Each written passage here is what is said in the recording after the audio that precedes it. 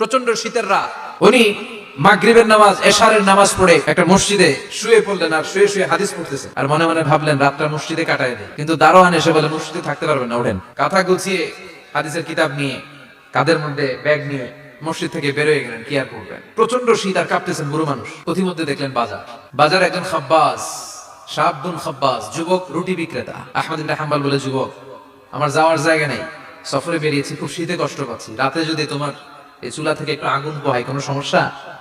যুবক বলে, না না সমস্যা না, হালান ও সাহালান, ওর সামনে আসেন আসেন, আপনি আগুন পোহাইলে আমার সমস্যা কি? সুবহানাল্লাহ পড়েন।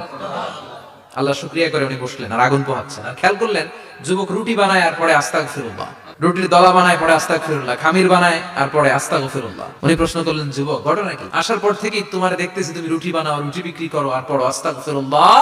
যুবক বলে, আস্তাগফিরুল্লাহ আমার সবচেয়ে বেশি পছন্দের আমল, আর সব সময় পড়তে থাকি আস্তাগফিরুল্লাহ, আর এর বদৌলতে আল্লাহ আমারে মুস্তাজাবুদ দাওয়া বানিয়ে দিয়েছে।